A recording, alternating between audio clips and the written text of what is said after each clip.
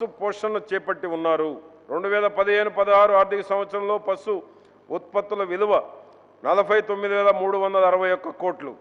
దీని విలువ రాష్ట్ర స్థూల ఆదాయంలో 8.85%.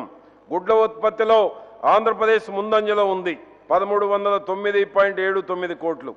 దేశంలో ఉత్పత్తి అయ్యే ప్రతి 5 గుడ్లలో 1 మన రాష్ట్రంలోనే ఉత్పత్తి అవుతుంది. అదేవిధంగా 5.28 లక్షల మెట్రిక్ టన్నుల మాంసం ఉత్పత్తి చేస్తూ దేశంలో 4వ స్థానంలో ఉన్నాము. 96.56 లక్షల మెట్రిక్ టన్నుల పాల ఉత్పత్తితో దేశంలో 6వ స్థానంలో ఉన్నాము. 2022 సంవత్సరానికి దేశంలో మొదటి 3 స్థానాల్లో నిలవాలన్న లక్ష్యంతో ఉన్నాం. రానున్న ఆర్థిక సంవత్సరంలో 12% అభివృద్ధి రేటును సాధించాలన్న కృతనిశ్చయంతో ఉన్నాము.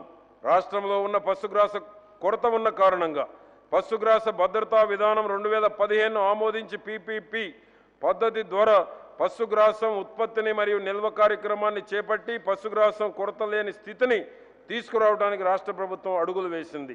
పాడి పశువుల ఉత్పత్తిని పెంచడానికి బహుశా దేశంలోనే మొదటిసారిగా 28.60 కోట్లతో ప్రాథమిక సెక్టార్ మిషన్ కింద ప్రభుత్వ ప్రైవేటు భాగస్వామ్యంతో 2.50 లక్షల క్వింటాల సైలేజ్ బేల్స్, 1,00,000 క్వింటాల టీఎంఆర్ గడ్డి బ్లాకులు సరఫరా కొరకు ఒప్పందం చేసుకోవడం జరిగింది.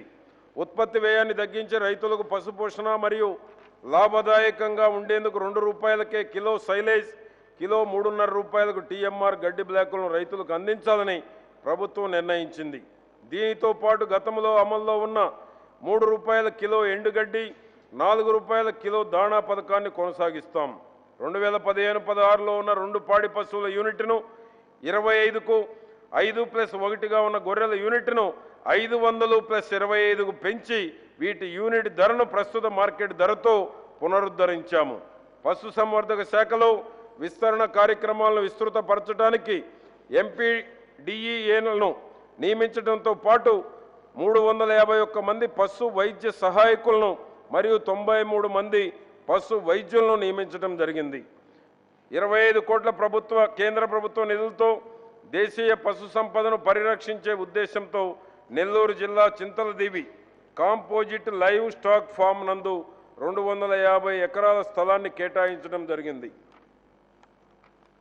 A2 పాల ఉత్పత్తిని చేసేందుకు గిర్ సాహివాల్ లాంటి దేశీయ పాడి పశువుల పెంపకాన్ని ప్రోత్సహించడానికి గాను ఆయా జాతి పశువులు లభ్యమయ్యే రాష్ట్రాల నుండి రవాణా మరియు బీమా కొరకు ఒక్కొక్క పశువుకు ₹10,000 సబ్సిడీని ఇస్తున్నాం. రాష్ట్రంలో అధిక పాల ఉత్పత్తి చేస్తున్న 400 గ్రామాలను ఎన్నుకొని వీటిలో పాల ఉత్పత్తిని రెట్టింపు చేసేందుకు అవసరమైన ఆర్థిక వనరులను సమకూరుస్తూ పాడి పరిశ్రమను అభివృద్ధి చేయాలని నిర్ణయించాం. ఇందుకు గాను MGNREGS పథకం ద్వారా పెద్ద ఎత్తున పశుగ్రాస ఉత్పత్తిని ప్రోత్సహిస్తాం. ఎస్సీ కార్యాచరణ ప్రణాళిక కింద దూడల పెంపకం ద్వారా 9,233 మంది ఎస్సీ లబ్ధిదారులు, ఎస్టీ కార్యాచరణ ప్రణాళిక నందు మినీ గొర్రెల పథకం ద్వారా 359 ఎస్టీ రైతులు లబ్ధి పొందారు.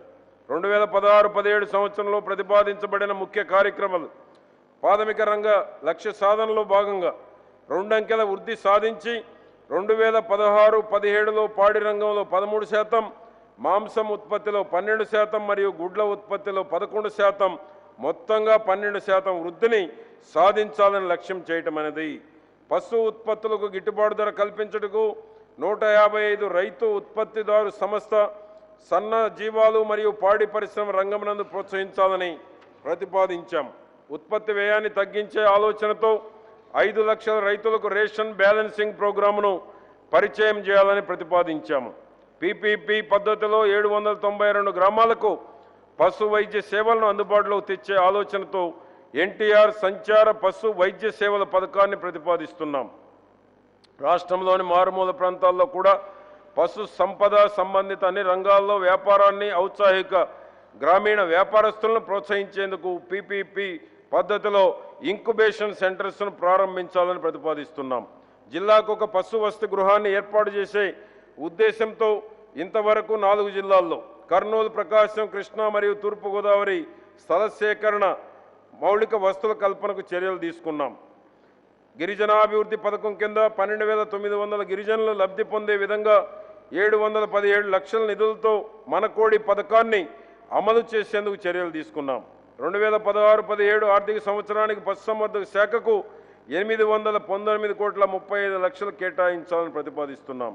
ఎస్సీ ఎస్టీ కుటుంబాల పశు సంపదను మెరుగుపరిచేందుకు వివిధ పశువుల అభివృద్ధి పథకాల అమల్లో భాగంగా ఎస్సీ ఉప ప్రణాళిక కింద 59.59 కోట్లు మరియు ఎస్టీ ఉప ప్రణాళిక కింద 20.86 కోట్లు ఉపయోగించాలని ప్రతిపాదించాం.